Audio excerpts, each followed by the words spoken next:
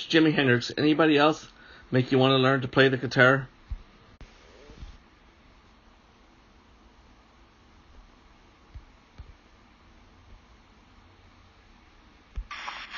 Hi Marvin.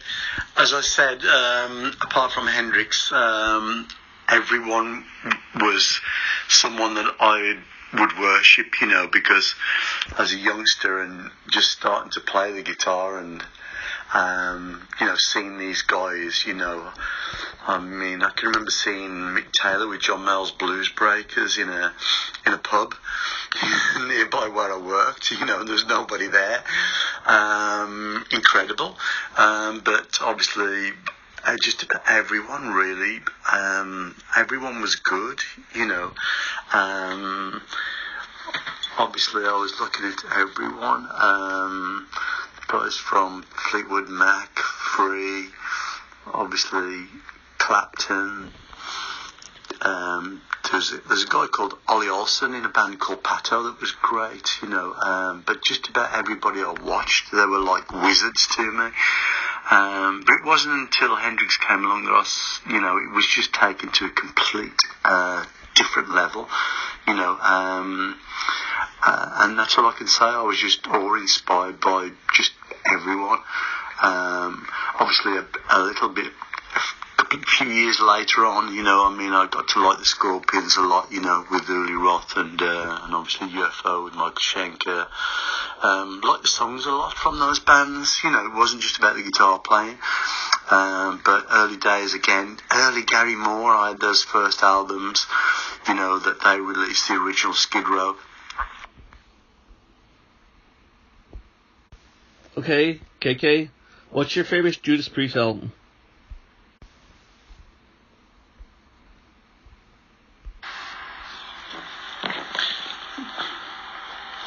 Favourite album, Marvin, that's a tough one, mate. As I said, they're all my babies, my precious children, obviously depicting certain times in my life, and so it's a difficult, really,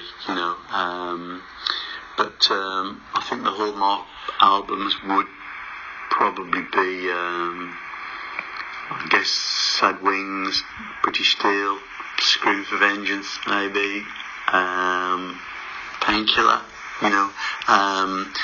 but certainly can't really discriminate between one or the other, so they're all very precious to me.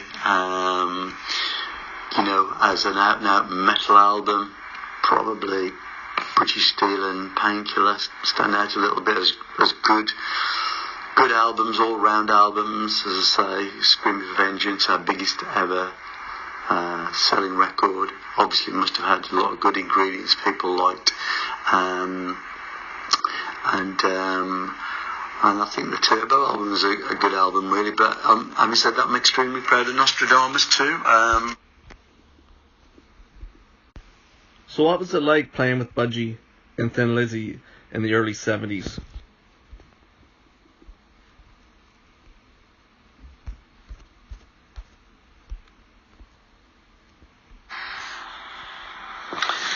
Yeah, touring with in the early days was a big learning curve for us, but loads of fun. We would do extensive tours, with Budgie, maybe 25 or maybe more shows in the UK alone, which was quite something, really. So obviously we would play with lots of bands, and obviously, as you mentioned, Thin Lizzy as well.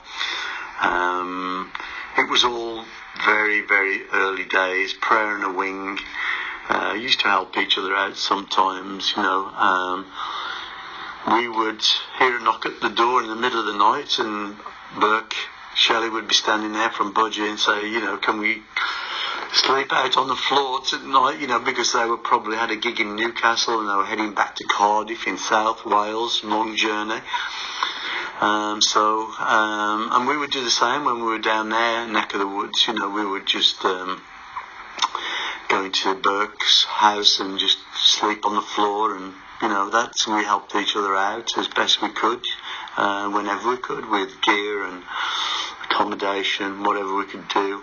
But those guys helped us a lot to come on, really.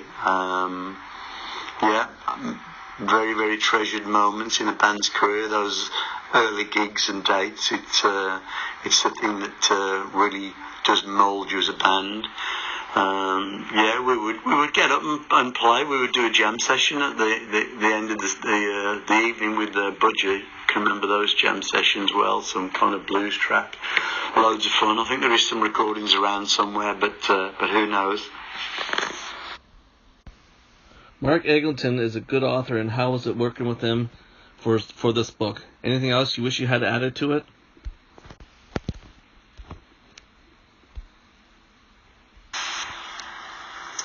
Yeah, it was great working with Mark. You know, all really quite organised. We would get together on occasions, but predominantly done by phone, as Mark lives up there in Scotland. Obviously everything was recorded. Yeah, it came together really quite well. As you say, Mark's a very proficient guy. Yeah, I keep remembering things, really. It's, I guess life's like that, really. You can't bring to the forefront of your memory just absolutely everything that happens. So, whilst doing the book, really, there was times when we just had to move on, otherwise we would have got bogged down. But I think I managed to include a really good comprehensive amount of material in the book that would give everyone a very good insight as to into my life and career. And yeah, I mean, someone did ask me, is there a volume 2 out there? Well, who knows, maybe in a few years, but we'll see about that. But yeah, I do keep remembering little bits and pieces, but maybe, as I say, maybe that's for another day. So, KK, what are your future plans? Any music projects or anything in the works?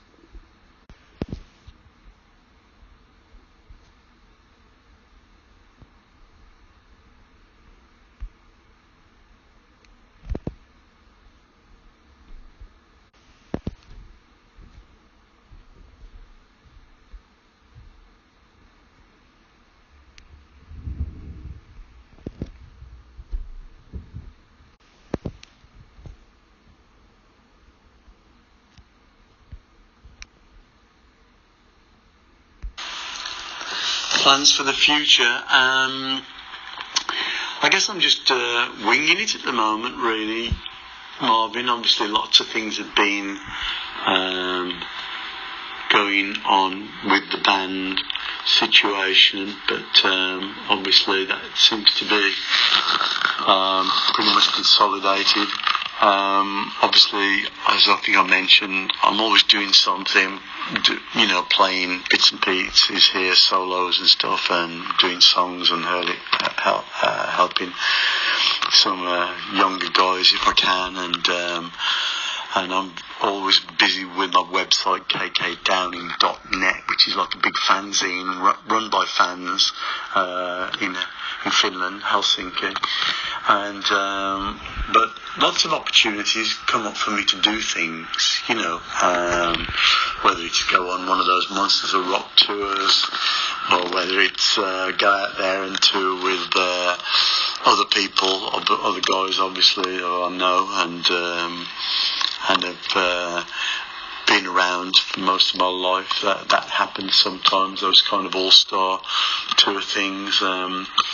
But I think I'm just going to, I think I said I've just relocated home, so I'm going to be putting my music room back together in the next month or two, and disappear over the winter and see what comes out in spring, and then I will see if I've got any more better ideas as to what's going to be happening then, I guess, Marvin. Hey, KK, do you stay in touch with Al Atkins or any other of the band members?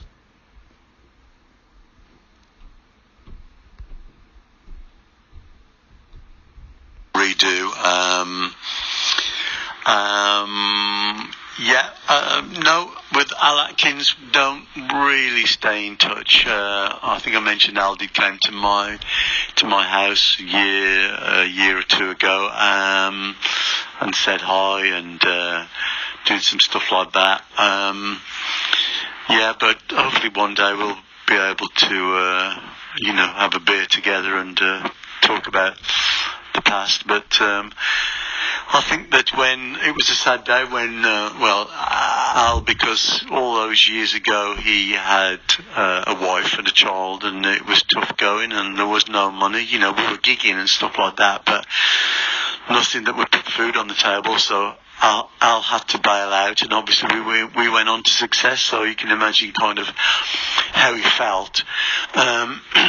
Whether we would have been, what success we would have achieved with Al, I don't know.